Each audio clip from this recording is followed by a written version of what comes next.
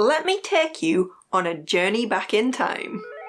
It's July 3rd, 2021, and I'm about to hit publish on my first ever video for what would become this channel. After capturing the low quality, bizarrely blue lit footage, I've spent an entire week painstakingly trying to correct for the autofocus failure of my phone camera, instead of just re-recording it like a normal person. And now it's as good as it's going to get.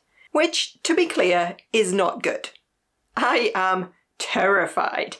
I'm not a centre of attention type person. What am I doing? What if I get troll comments? What if just literally nobody watches me at all? Am I, in short, about to make an absolute fool of myself? Yes, it is officially 2 whole years since I took the plunge and I sent that first video out into the void that is the YouTube algorithm. And yes, I think I probably did make a complete fool of myself, but that's just part of learning new things, and I'm still very glad I did it. Over the last couple of years then, a lot of people have asked me for tips on how to maybe start their own crafty channel, and I'll tell you what I told them.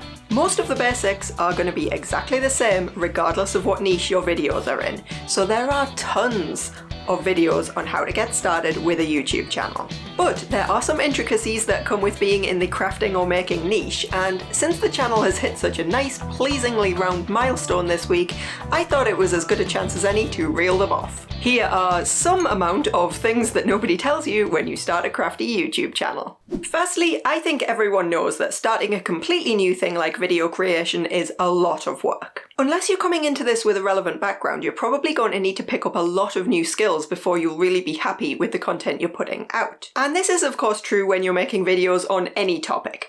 But with craft videos in particular, I've found that there's one technical skill you need to pick up above all others, and that is audio. Bad audio quality is way more likely to make a viewer leave than bad video quality would be. And the thing is, as crafters, we're often not just sitting still and talking to the camera like I am right now. Maybe we're showing off projects or unpacking hauls. In which case, you'll want to learn about minimizing background noise, annoying rustling, that sort of thing. Or maybe you're recording a whole project and you want to be able to talk to the camera from all kinds of different distances, so you want to look into a more suitable mic setup, or at the very least, how to normalize your different volume clips. I'm not even going to start explaining how many different attempts I had at an audio setup, but finally I did settle on something that works for my channel. What works for yours might be different, but it's just something that you want to start working on ASAP. Now, there are many different types of craft channel, and perhaps yours is going to be a typical show and tell affair, like a FlossTube video where you just catch people up on the projects you've been working on. But maybe you want to take it one step further and add interesting B-roll to keep people engaged. Or maybe, like we mentioned with the audio, you want to record full projects from start to finish. Well, let me tell you, you are going to start to feel so guilty whenever you do any crafting without filming it. Which of course makes crafting way less fun, because now it comes with either the extra work of doing the filming or the extra guilt of not doing the filming. Which of course puts you off entirely, and now you start crafting way less stuff. But that's no good, because one of the other things you'll find, and you might sit there thinking it's not going to happen to you, but it'll happen to you, is that there's suddenly a lot more pressure on you to do more crafts. Whatever kind of videos you're making, you need craft projects to talk about, right? And I can personally confirm that finding different and interesting things to say about the same slowly progressing cross-stitch piece over a period of 2 years is tricky. So you'll find yourself wanting to start new things, wanting to do seasonal or otherwise themed projects, most of all just wanting to fully finish things so you can show them off. Maybe it starts off manageable enough, but you find yourself slowly but surely increasing the complexity with every project for the sake of the content.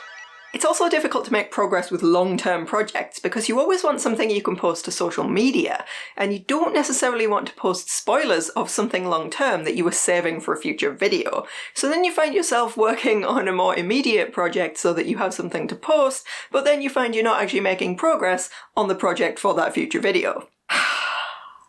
Obviously, it is possible to just take a second, breathe, and remember that this is a completely unnecessary and irrational pressure spiral. But it's definitely an added source of stress for every single creative video maker I've met, so if you think you are going to be somehow immune, bad news! And speaking of pressure, if your channel takes off in even the most minor of ways, you're going to find that you start getting video requests. It's actually a lovely thing. It means that someone has seen how you explain things and they want more of that. And of course, if the request is easy to film and just involves you sitting in front of the camera, that's one thing. But when it's a request for an in-depth tutorial on something, or a step-by-step process, or even just something that costs more money than you're able to justify, it's easy to start feeling bad about letting people down. Any kind of video takes way longer to make than people who've never tried it might think. And if you add to that a whole craft project, or a series of demo swatches and graphics that need to be made before you can even record, it all adds up. I am particularly terrible about putting out video requests, although I swear I do try. You'll probably be way better at that than me. But just be prepared for it to get in the way of your carefully planned content schedule, that's all I'm saying here. And anyway, why are people requesting videos from me in the first place? I'm just some chump sitting in a back bedroom and making a mess all over the floor, and sitting in her pyjamas at 3 PM answering comments. Oh, yes, it's because of my next point. Just the sheer fact of you having a channel will make people think you're some kind of expert. Now, I am actually a big believer that you don't need to be anything approaching an expert to have something of value to share with other people. Everyone can learn something from everyone else. So I share what I know. Sometimes it's through years and years of experience, other times it's just what I've picked up from an afternoon on Google and a beginner kit. But some of the messages I get really do assume a much higher level of knowledge on these topics than I actually have. And it's fine, I don't pretend, I'm honest when I don't know the answer to your questions, but it's just really weird and I did not expect that at all. In fact, I think probably the only thing I was even less prepared for than that is how incredibly generous people are. When I made my Halloween Biscornu video, I think I had maybe 200 subscribers or so, I can't really remember now, but I made that video and I knew it made sense to give people a pattern they could use to practice what I'd shown. So I designed this little fella and I stuck it up on Ko-fi, which is a site I'd only just heard about the week before and still don't know how to pronounce to this day. I did expect people to download it. I did not expect anyone to pay if they didn't have to. And the first ever donation that I got, which was only about half an hour after the page went up, I will always remember this, was for £9. Way more than I would ever have charged for that pattern. Obviously, a lot of people do take the free download, and if I had any sort of problem with that, it wouldn't be listed for free, so don't worry about it. But I've since put up a couple of other patterns too, and that steady trickle of donation income has been so hugely helpful, I cannot even tell you. Thank you very much for anyone who finds that kind of value in what I am doing. And of course, it's not even just been limited to money. I have encaustic art supplies sent by Morty, who no longer wanted them and just thought I might enjoy it.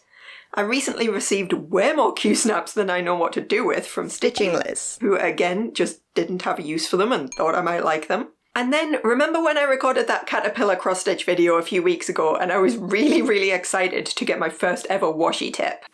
I've never owned washi tape before, like ever. Well, an extremely kind viewer, who by the way did not want a big fuss made of her, just so happened to be looking for a home for all her washi tapes. She saw how excited I was to get just the one tape and decided I might be able to give them a good home. When the package actually arrived, it turned out she'd actually gone about 10 steps further, and she'd included so much stuff. Just look at this. There's so much pretty washi tape, but there's also diamond painting in here, there's a ton of cross-stitch stuff, and even a weirdly relevant sticker. As agreed, I am not going to make a fuss of you, Bonnie, but I know I've said this in our emails a lot, I just want you to know this was incredibly thoughtful and I'm so grateful, and I will definitely be giving all of this the good home it deserves. I guess the moral here is that you might not realise how generous people are likely to be, but also that you might want to look into getting a PO box.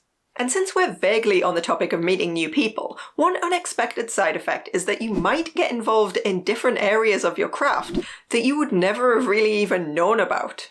Whether it's networking with other content creators and being inspired by what they're making, maybe it's a question in a comment that sends you down a rabbit hole, or just that good old-fashioned ever-increasing pressure to do more and more projects.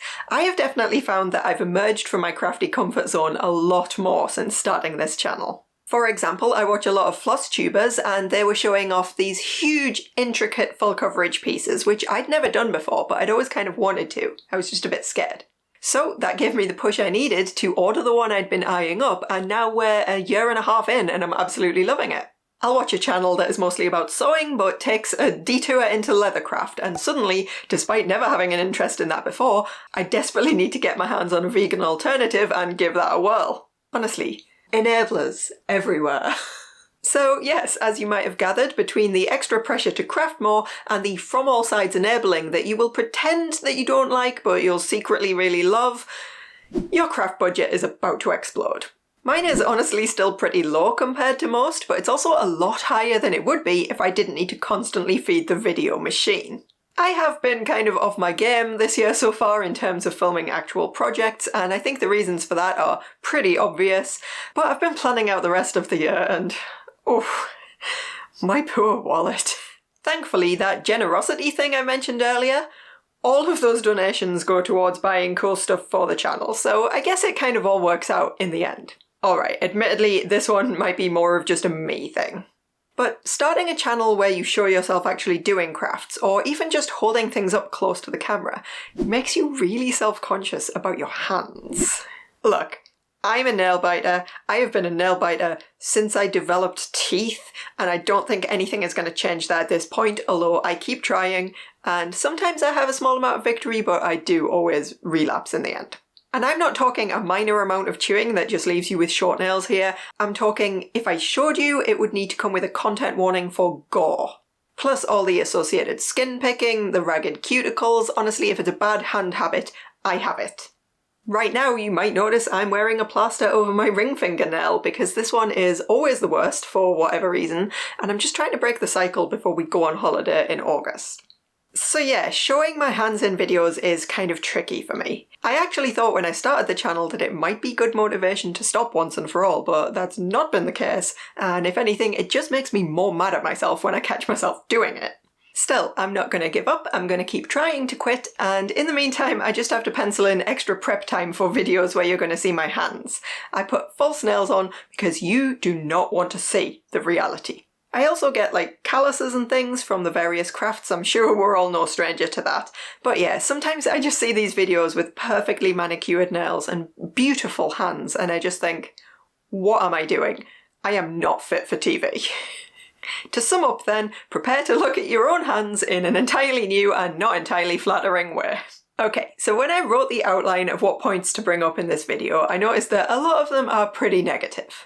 But let's be honest, anything worth doing probably involves a lot of unanticipated hassles and road bumps that you just did not see coming. Question is whether, even with all of those unforeseen problems, the thing you're doing was still worth doing. So that's where my last point comes in, and this sounds uncomfortably big-headed for a British person to be saying, so just bear with me if I sound even more awkward than usual, okay?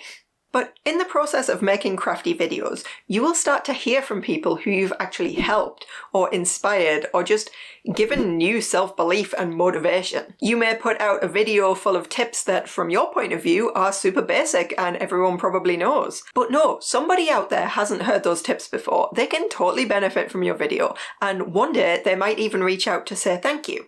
That honestly does make all of the other stuff worth it. I want people to discover the joy of making things, and I want them to understand that they can learn pretty much anything they set their minds to. And clearly, in my own tiny way, what I'm doing is having that effect. So, yay! Like I said at the beginning, if you are looking to start your own crafty channel, there are so many videos out there covering the technical bits. But I hope I've given you a bit more insight into the crafty side of video creation and what exactly it is you're signing yourself up for. I absolutely do not mean to put anyone off, I've probably made it sound really intense. But we're kind of lucky enough to not be in the world's biggest niche, so you don't have to deal with all of this at once. It's more of a slow burn. Also, let's face it, you're probably much better mentally equipped to deal with all of this than me. Alright, that's going to be it for today because I am working hard on something that I hope will be ready for next week. But, you know, this is me we're talking about, so we'll see. I'll be back soon with some more crafty nonsense, so in the meantime, have a brilliant rest of your day and keep making cool stuff. Bye!